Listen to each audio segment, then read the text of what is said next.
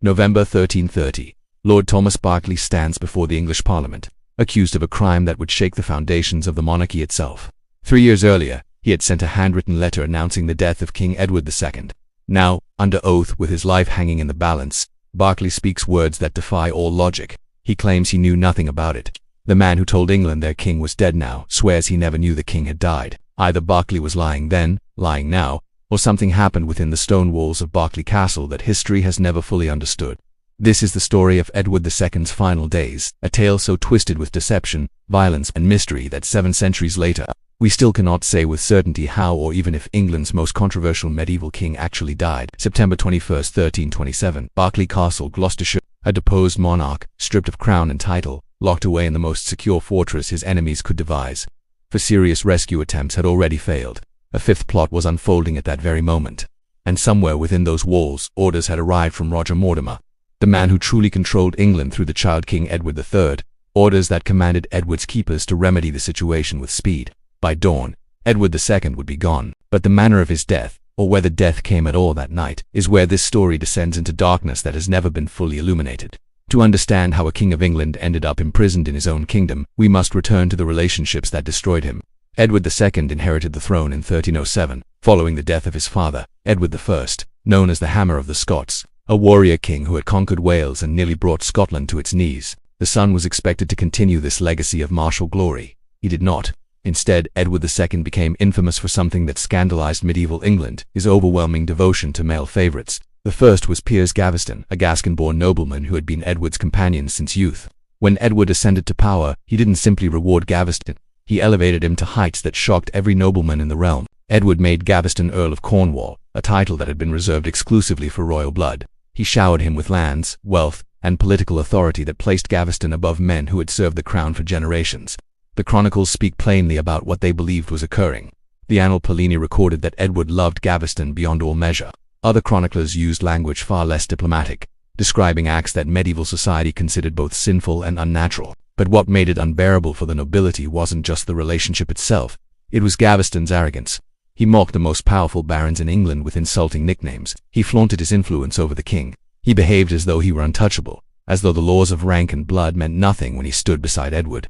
In 1312, the barons had endured enough. They hunted Gaveston down like an animal and executed him without trial, a murder that traumatized Edward deeply and should have taught him the dangers of excessive favoritism. It taught him nothing. Within years, Edward found a new favorite, Hugh Despenser, the younger. And if Gaveston had been a problem, Despenser was a catastrophe. He accumulated vast estates across southern Wales and the Welsh Marches. He enriched himself through what can only be described as state-sponsored extortion and piracy. He wielded such power that contemporary sources called him the Second King. And from everyone else's perspective, especially Queen Isabella's, Hugh Despenser was a poison that had infected the English crown and was slowly killing it from within. Isabella of France had married Edward in 1308 when she was only 12 years old. The union was politically necessary, an alliance between England and France, but emotionally it was a void. Isabella had tolerated Gaveston with the patience expected of a medieval queen. She could not tolerate Despenser. As his influence grew, he systematically dismantled her position. Her lands were confiscated, her French attendants were arrested on fabricated charges, her own children were placed under Despenser's custody, removed from her care. By 1325, Isabella had been reduced from Queen of England to something barely above a prisoner in her own household, powerless and humiliated. That year, she was sent to France on a diplomatic mission to negotiate with her brother, King Charles IV. She was expected to return to England. She did not. Instead, Isabella remained in exile, and she took a lover, Roger Mortimer, an English baron who had escaped from the Tower of London and fled to the continent. Together, they began planning something that had never been attempted, the invasion and overthrow of a reigning English king. In September 1326, Isabella and Mortimer landed on English shores with a small mercenary army, perhaps 1,500 men at most. By any rational calculation, this should have been a death sentence.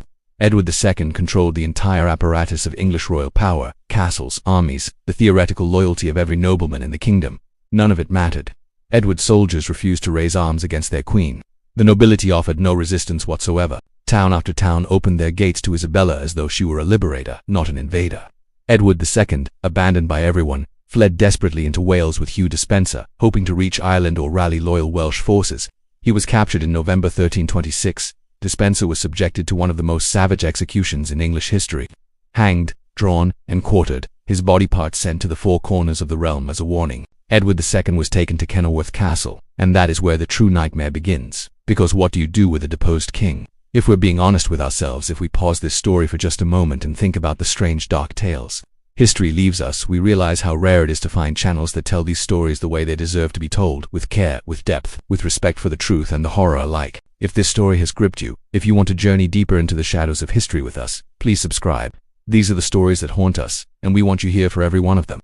On January 20th, 1327, Edward II was brought before a delegation of bishops, barons, and representatives of Parliament at Kenilworth Castle. They delivered an ultimatum no English king had ever been given: abdicate, or be deposed by force. The distinction was everything. If Edward abdicated voluntarily, his 14-year-old son could inherit the throne with legitimacy intact. If Edward was deposed against his will, it would establish a precedent that Parliament could remove any monarch they deemed unworthy. According to the records, Edward initially refused, weeping and collapsing in grief.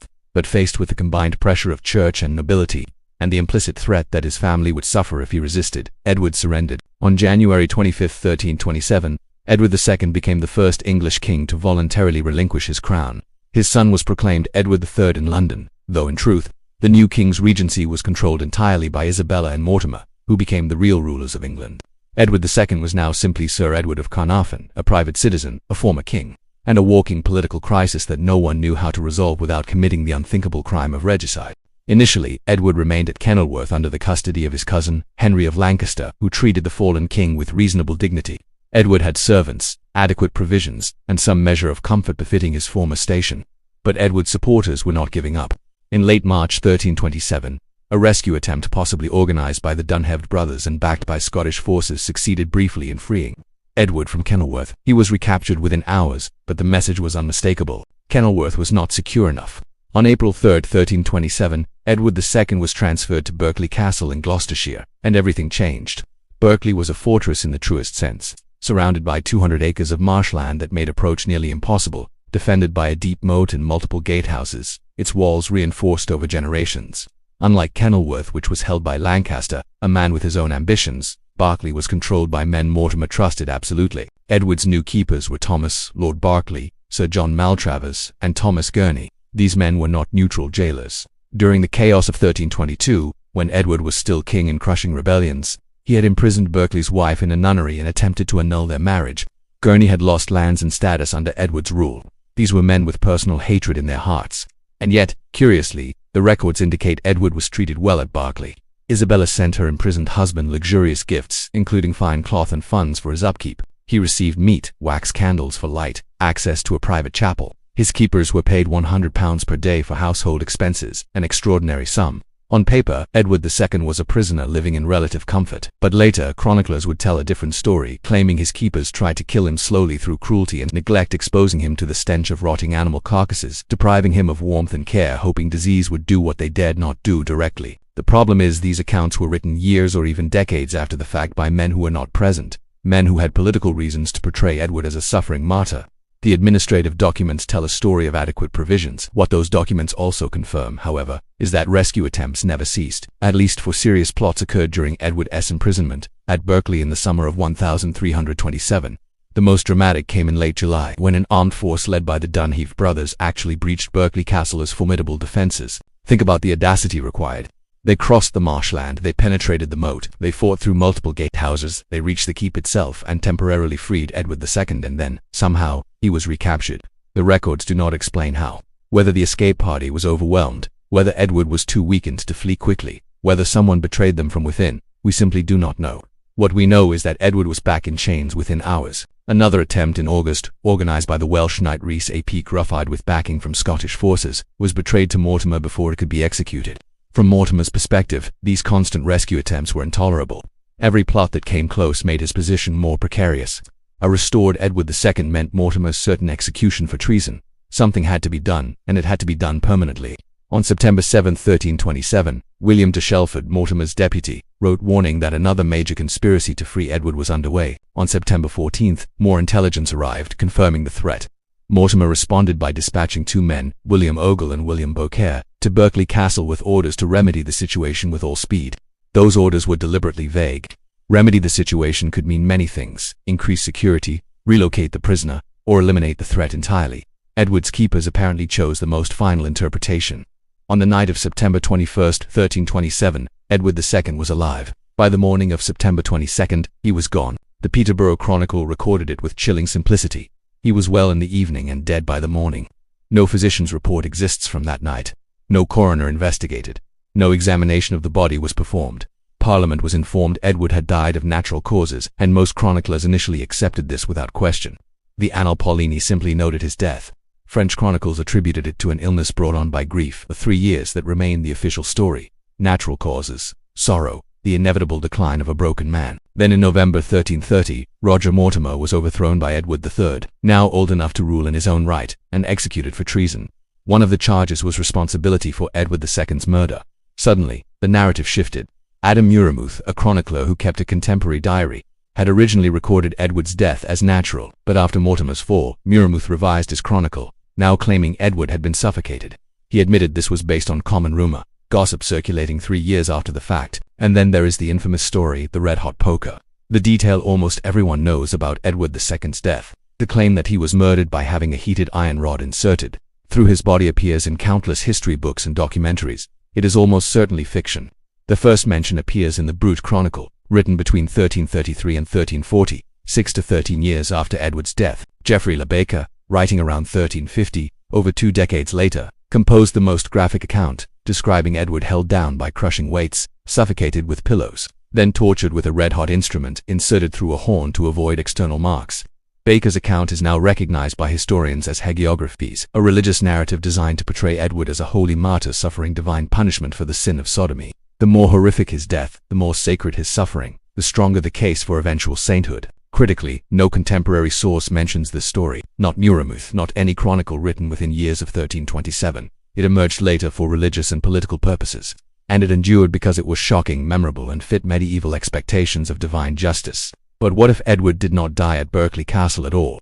Around 1337, 10 years after Edward's supposed death, a letter arrived at the court of Edward III from Manuel Fieschi, a Genoese papal notary and bishop. The letter has been authenticated. It is not a forgery. What it claims, however, defies belief. According to Fieschi, when Edward heard that assassins had arrived at Berkeley Castle to kill him, a loyal servant provided him with a disguise. Dressed as a servant, Edward simply walked out of the castle at twilight, killing a sleeping gatekeeper to secure his escape. The letter claims Edward fled to Corfe Castle in Dorset, where he was hidden for 18 months. When he learned his uncle Edmund, Earl of Kent, had been executed for trying to rescue him, Edward realized returning was impossible. He traveled to Ireland, assumed the habit of a hermit, and eventually made his way through France to the papal court at Avignon. Pope John XXII allegedly received him in secret and honored him for more than 15 days. Edward then journeyed through Paris and Cologne before settling in Italian hermitages near Pavia, living as a recluse, doing penance for the remainder of his life. Most historians dismiss the Fieschi letter as fantasy or deliberate misinformation. But here is what makes it impossible to dismiss entirely. It explains things that otherwise make no sense. In 1330, Edmund, Earl of Kent, Edward II's own uncle, became absolutely convinced his half-brother was still alive. He organized a major conspiracy to rescue Edward from Corfe Castle, a conspiracy that involved the Archbishop of York, the Bishop of London, and numerous nobles and knights. The Archbishop offered £5,000, an astronomical fortune, to secure Edward's release. Edmund staked his life on this belief. When the plot was discovered, Mortimer had him convicted of treason and executed on March 19, 1313. Why would the Earl of Kent, a man with access to court intelligence, a man who understood the stakes perfectly, risk everything to rescue a man who had been dead for 3 years? Why would the Archbishop of York offer a fortune for a corpse? Why would John Devereux, the actual constable of Corfe Castle, join a rescue operation for a prisoner who was not there? These questions have no satisfactory answers if Edward was dead. And then there is Berkeley's testimony. In November 1330, after Mortimer's execution, Thomas Berkeley was summoned before Parliament to account for what happened at his castle. His statement is astonishing. Berkeley said he was never an accomplice or participant in Edward's death. Then he added something even stranger. He claimed he did not know of Edward's death until this present Parliament. The man who announced the king's death 3 years earlier now swore he had not known the king was dead. Historian Ian Mortimer has argued this statement suggests either Berkeley was lying in 1327 when he sent the death announcement, perhaps under orders from Mortimer, or Edward II genuinely did not die at Berkeley Castle. Parliament accepted Berkeley's testimony. He was acquitted and later rewarded by Edward III with lands and positions of trust. If Berkeley had murdered the king's father, why would Edward III reward him? Edward III's treatment of all the accused men is perhaps the strangest detail in this entire mystery. If Thomas Berkeley, John Maltravers, and Thomas Gurney had killed his father, you would expect the young king to pursue them with relentless vengeance. Medieval monarchs did not forgive regicide. The murder of an anointed sovereign was a crime against God. That is not what happened. Berkeley was acquitted and rewarded. Maltravers fled England and was condemned in his absence. But in 1352, when he returned, Edward III personally pardoned him. His conviction was overturned by Parliament, and Edward then employed Maltravers at a salary of £100 per year. You do not hire your father's murderer.